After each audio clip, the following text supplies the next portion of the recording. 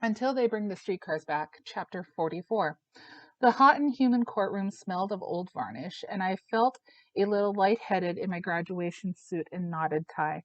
A meek-looking woman in a black dress hunched in the row behind Letterman, and I figured it was Gretchen's mother. And they were trying to show the jury what a swell family they had. Mr. Moss, Letterman's lawyer, and a younger jock who had eyes that really nailed you, kept zipping around like he had ants in his pants. In a double-breasted gray suit and polished black shoes, he looked pretty snazzy. "What is Letterman to you?" he said from behind a table, and his voice sounded like he knew what he was doing. "She's a friend." "A girlfriend?" "No, a friend," I said, trying to look the man in the eye.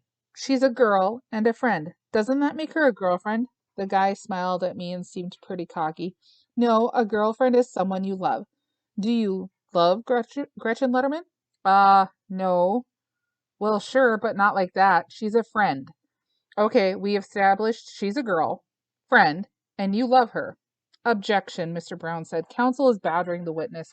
"Sustained," the judge said. "Now, Cal."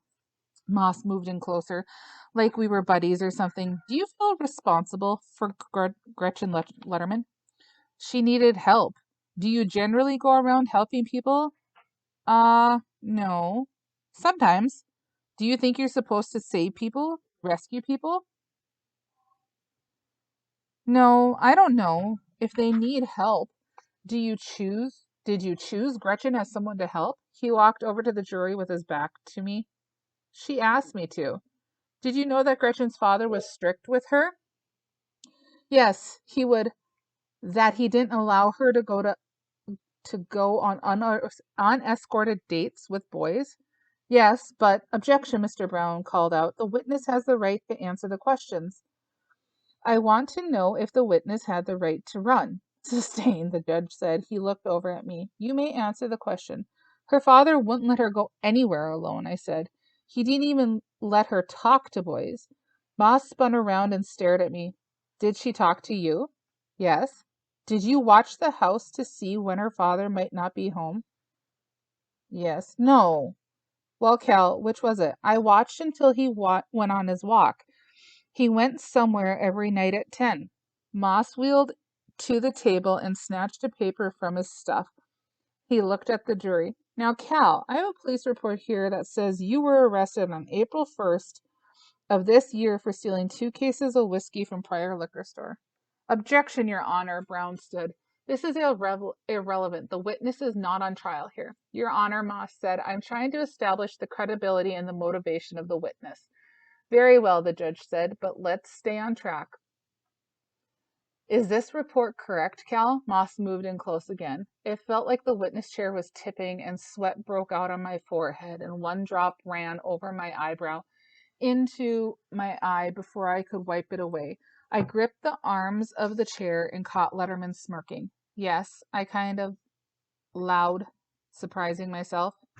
"Did you steal Mr. Letterman's car?" "Yes." "Did you deliberately drive it into the drugstore window?" "Yes." I could hardly breathe. "Cal, are you in love with Gretchen?" Moss asked calmly. "No." He walked over and stood behind Letterman and put his hands on Letterman's shoulders like they were good old fishing buddies. "This conscientious father wouldn't let his daughter see you, would he?" "No." "And so you were mad at him, weren't you?" "Yes, but not because he—" "Just answer the question with a yes or no," Moss said, and he moved out from behind Letterman, and his eyes were like bullets. "Were you angry at him?" "Yes, but—" "Are you and you framed him so you could be with his daughter?" "No, I was—" "Then you made up a story about a baby to get his father out of your way?" "Objection," Brown said. "Speculation. The defense counsel is leading the witness." "Sustained," the judge said, like he was bored. Moss looked at the jury. "Cal, did you frame Otto Letterman?" "There really was a baby," I said real fast, "and I did it to make him stop hurting her." "Your Honor," Moss said, and he looked at the judge. The judge turned to me. "Just answer the question with a yes or no." I nodded. "If there was a baby," Moss said, "were you the father?" "No." My hands were sweating and I wanted to punch that creep. "Cal, have you ever gone on a date with Gretchen?" He walked across the courtroom and looked over me. No, kinda. What do you mean? We went to the junior senior prom with friends. Geez, the courtroom was getting hot and my tie was too tight. But Gretchen was your date? Moss turned and looked at me. I glanced at Mr. Brown and he nodded like everything was okay. Yes. Were there other times you went out with Gretchen? No. Well, we just went to Minneapolis once. On a date? No, to get Gretchen away from everything. To be with you? No, to be away with her father. I shot back and I was really getting ticked off. When her father was out of the way, did you take her on a date to the junior senior prom? No, I mean, yes. Moss came zooming right up to the witness stand. Isn't the junior senior prom the big event where you take your best girlfriend? Yeah, but my girlfriend wouldn't go. And Cal, do you expect the jury to believe your story about a baby when you've admitted framing this concerned father who is only trying to protect his daughter from getting into trouble, as so many young girls do these days? Objection, Brown said, and he stood up. And I could tell he was getting really mad too. Irrelevant, calling for an assumption. Sustained, the judge said, and I couldn't believe how bad this creep lawyer was making it look. Cal, Moss said, standing right in front of me, did you and Gretchen plan to frame her father? No, she didn't know anything about it. Were Gretchen's tales of her about her father's stories without a shred of proof a part of the same attempt to get him in trouble and out of the way so you could be together? No, no. Geez, your objection, Your Honor. That calls for speculation. Brown said, Cal, have you ever had sexual relations with Gretchen? No, cripes, I hated this guy's guts. Did you and Gretchen have a baby? Is that what these God-fearing parents are trying to protect their daughter from? No, no, you're changing it all around. Cal, you don't think you've caused Mr. Letterman enough trouble? He stood by the table and he was talking really friendly. Do you expect the people on the jury to believe such a story? He waited, but I wasn't going to answer. Cal, don't you think it's time you tell the truth and let this God-fearing man go home?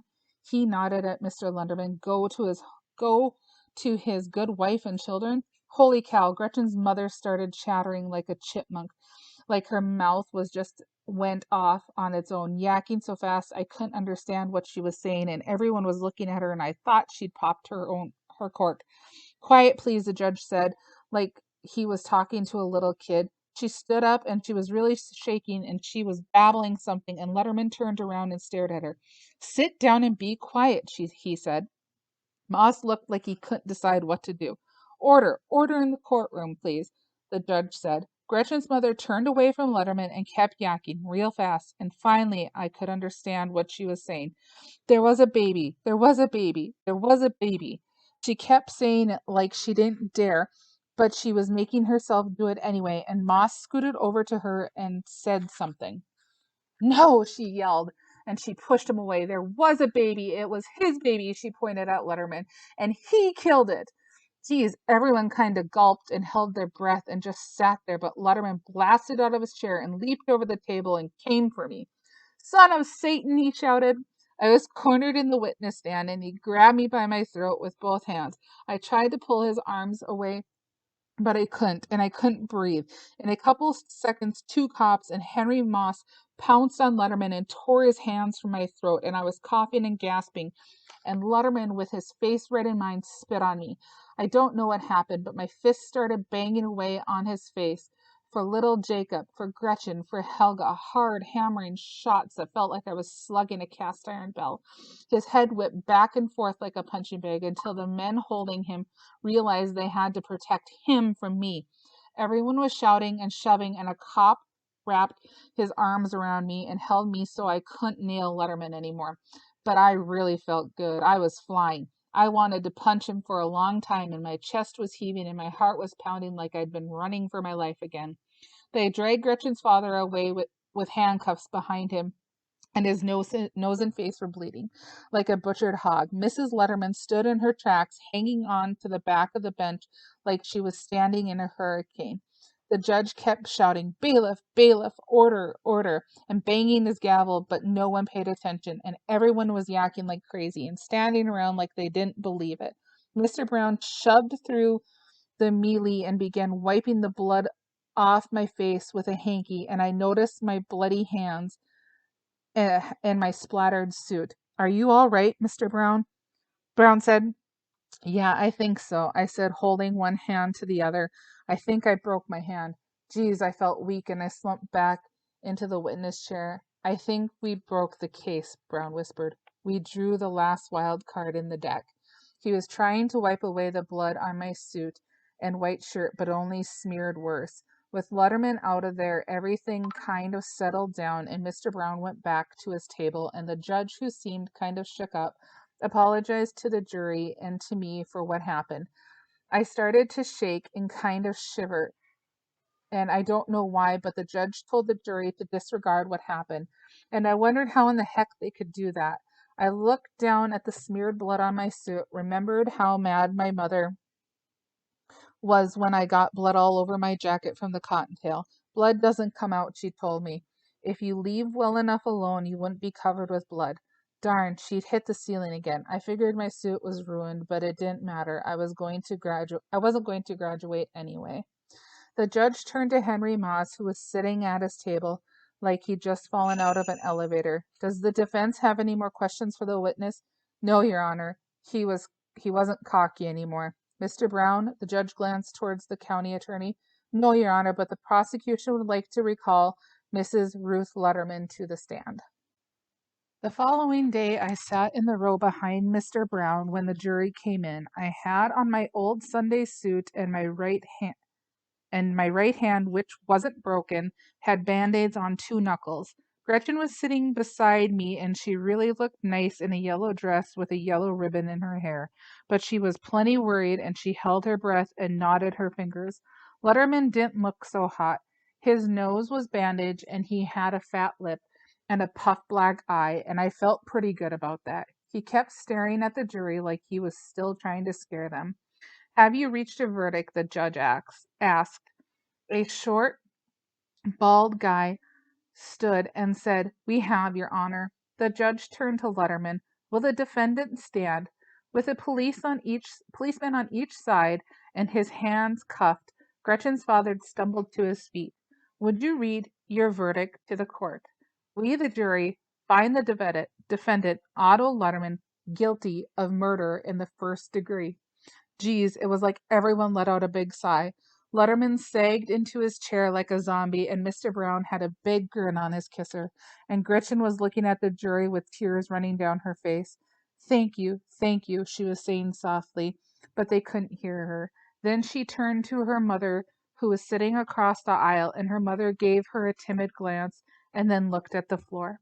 Will the defendant stand and face the bench? The judge said. 2 policemen lifted Letterman to his feet, and he just stared at the wall. Otto Letterman, for your heinous and monstrous crimes against your own flesh and blood, I sentence you to life imprisonment at the penitentiary in Stillwater. Letterman never blinked, like he never heard a word the judge said. Gretchen was crying all over the place as the policeman muscled her father out of the courtroom. Her mother sidled over to her and hesitated, like she wasn't sure what Gretchen would do. Gretchen studied her for a minute and then timidly put an arm around her. Stiffly, her mother put arm around Gretchen, like 2 little kids who didn't know how to hug.